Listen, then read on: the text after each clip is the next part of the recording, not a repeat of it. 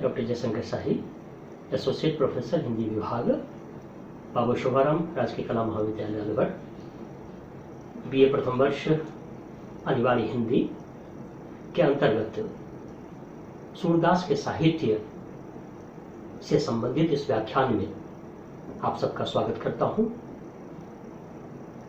आप सबसे निरंतर सूर साहित्य पर संवाद चल रहा है।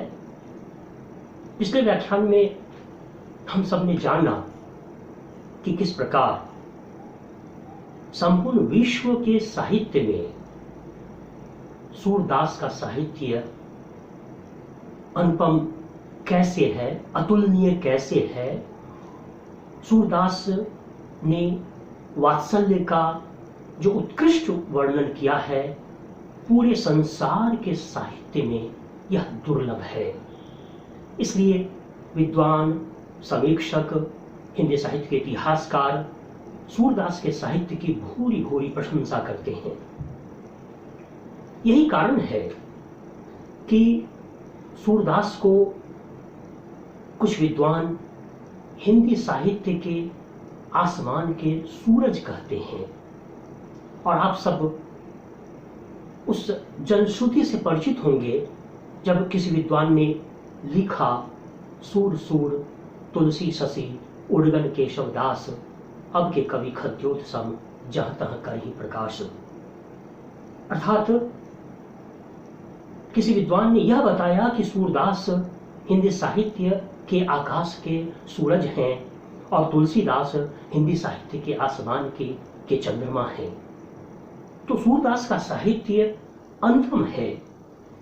पिछले व्याख्यान में हमने देखा कि किस प्रकार से सूरदास ने वात्सल्य का वर्णन किया है, माता यशोदा का चित्रण, कन्हैया का चित्रण, और किस प्रकार से माता यशोदा बाल कृष्ण को पालने में झूला रही हैं, हिला रही हैं, दुलरा रही हैं।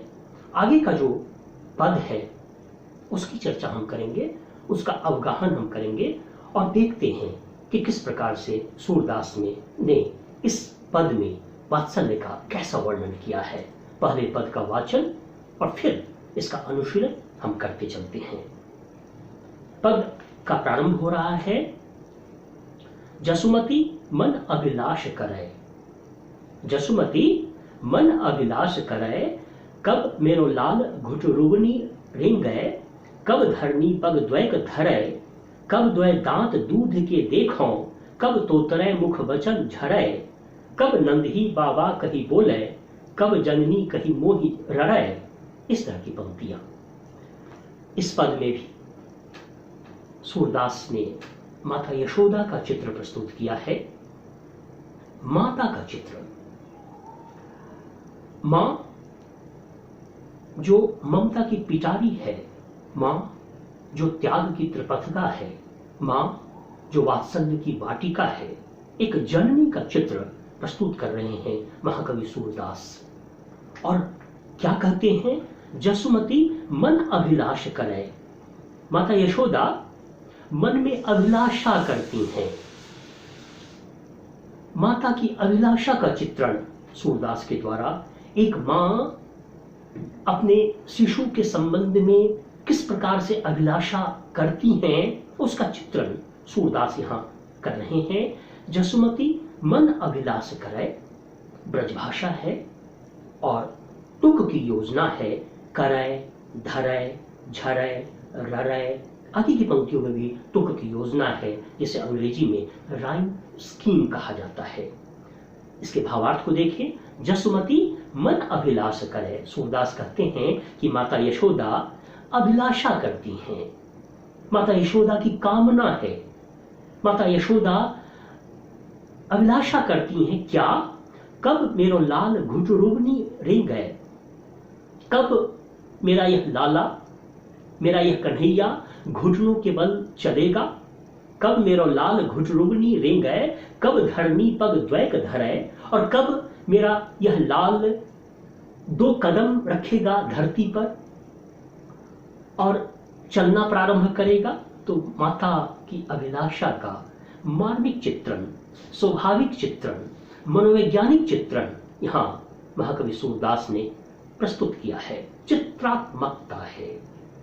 पिछले अवतरणों में, पिछले व्याख्यान में हमने आपसे विजुअल इमेजरी की चर्चा की थी, अर्थात दृश्य बिंब। साहित्य में दृश्य बिंब वहां आता है जब कवि शब्दों के माध्यम से चित्र हमारे समक्ष प्रस्तुत कर देता है। यहां कवि सूरदास शब्दों के माध्यम से चित्र हमारे समक्ष उपस्थित कर रहे हैं। माता यशोदा का चित्र, कन्हैया का चित्र, और माता क्या क्या अभिलाषा कर रही हैं अपने उस शिशु से, उसका चित्र सूरदास यहां प्रस्तुत कर रहे हैं। पंक्ति फिर से देखते हैं। जसुमती मन अभिलाष करे, कब मेरो लाल घुटरोनी रंग है, कब धरनी पग द्वैक धरे, कब द्वै दांत दूध के देखो, कब तोतरे मुख बचन झरे। वात्सल्य का अद्भुत, अप्रतिम, अनुपम वर्णन संपूर्ण विश्व के साहित्य में इस तरह का चित्रण कहीं नहीं मिलता। और यही कारण है कि समीक्षकों ने, विद्वानों ने, हिंदी साहित्य के इतिहासकारों ने सूर साहित्य की प्रशंसा की है। यह साहित्य अतुलनीय है। माता यशोदा की क्या अभिलाषा है? पहले तो उनके मन में यह अभिलाषा है कि मेरा यह लाल घुटनों के बल कब चलना प्रारंभ करेगा, घुटनों के बल कब सरकेगा, घुटनों के बल कब चहलकदमी करेगा, फिर कब अपने चरणों से, अपने कदमों से धरती पर वो चलना प्रारंभ करेगा, फिर आगे कब द्वै दांत दूध के देखो। माता यशोदा अभिलाषा करती हैं कि मेरे इस कन्हैया को दूध के दांत कब आएंगे और मैं कब देखूंगी कन्हैया के दूध के दांत को। कब द्वै दांत दूध के देखो, ड वर्ण की आवृत्ति, द्वै दांत दूध के देखो, ड वर्ण की आवृत्ति अनुप्रास अलंकार है। अंग्रेजी में इसे एलिटरेशन कहा जाता है। जब एक ही वर्ण की समान अक्षर की बार बार आवृत्ति हो तो वहां अनुप्रास अलंकार होता है। यहां हम देखते हैं कब द्वै दांत दूध के देखो, द वर्ण की आवृत्ति, इसलिए अनुप्रास अलंकार है। माता यशोदा की अभिलाषा है कि मैं कन्हैया के दूध के दांत में कब देखूंगी, कब द्वै दांत दूध के देखो, कब तोतरे मुख बचन झरे। और माता यशोदा अभिलाषा करती हैं कि मैं उसकी तोतली वाणी को कब सुनूंगी, उसकी तुतलाहट को कब सुनूंगी। शिशु के विकास के विभिन्न चरणों का निदर्शन महाकवि सूरदास यहां प्रस्तुत कर रहे हैं। पद में मनोवैज्ञानिक चित्रण है। माता के हृदय में जो कामनाओं का जन्म होता है, माता का हृदय अपने शिशु के संबंध में जो अभिलाषाएं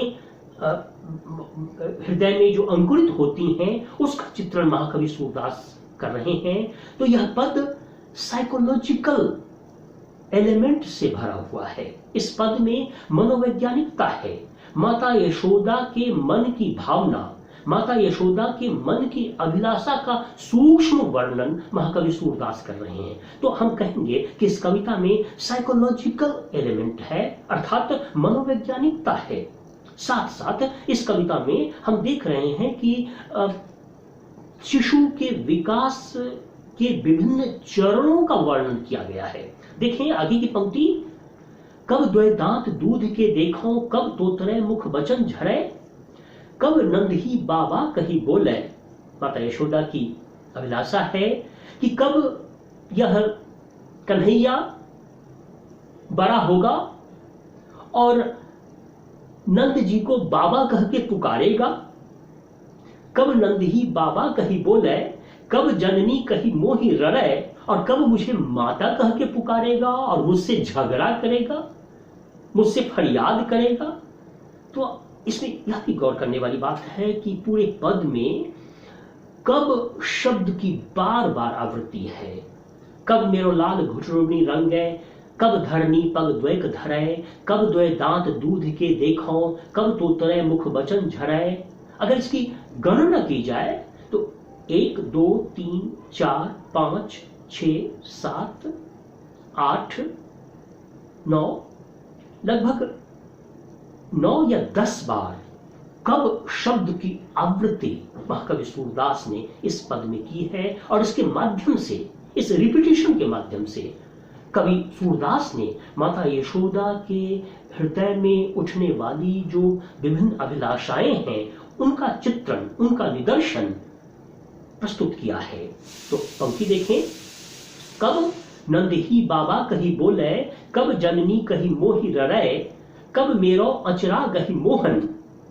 माता यशोदा की अभिलाषा है कि मेरा मनमोहन मेरे आंचल को पकड़ करके, मेरे आंचल को खींच करके मुझसे उपालंभ करेगा, मुझसे फरियाद करेगा। कब मेरो अचरा गही मोहन, जोई सोई कही मोसो झगड़े, और कुछ वार्तालाप करेगा, कुछ बोलेगा और मुझसे झगड़ा करेगा, मुझसे शिकायत और फरियाद करेगा। तो माता यशोदा के मन की अभिलाषाओं का चित्रण यहाँ महाकवि सूरदास कर रहे हैं। इस पद में जैसा कि हमने देखा कि माता यशोदा का चित्र, शिशु कृष्ण, बाल कृष्ण का चित्र प्रस्तुत किया है महाकवि सूरदास ने। हम कहेंगे कि महाकवि सूरदास ने पोर्ट्रेट प्रस्तुत किया है, माता का चित्र और शिशु कृष्ण का चित्र। तो दो पोर्ट्रेट्स हमारे सामने हैं। तो इस कविता में विजुअल इमेजरी है, इस कविता में चित्रात्मकता है, साथ साथ इस कविता में मनोवैज्ञानिकता है, साथ ही इस कविता में शिशु के विकास के विभिन्न चरणों की चर्चा महाकवि सूरदास ने प्रस्तुत की है। ब्रजभाषा है, शब्द मधुर हैं, मीठे हैं, तुक की योजना है, करय, धरय, झरय, ररय, झगरय, यह तुक की योजना है। वात्सल्य रस है, माधुर्य गुण है। कविता में रमणीय अर्थों की योजना प्रस्तुत की गई है। और जब संस्कृत साहित्य के आचार्य ने कहा रमणीयार्थ प्रतिपादक शब्द इति काव्यम, रमणीय अर्थों का प्रतिपादन करने वाला जो शब्द है वही काव्य है। हम यह महसूस करते हैं, हमें यह एहसास होता है कि इन पदों में जो शब्दों का संयोजन किया है महाकवि सूरदास ने, यह वे शब्द किस प्रकार से रमणीय अर्थों को उद्घाटित कर रहे हैं, यह हमारे समक्ष प्रस्तुत हो रहा है।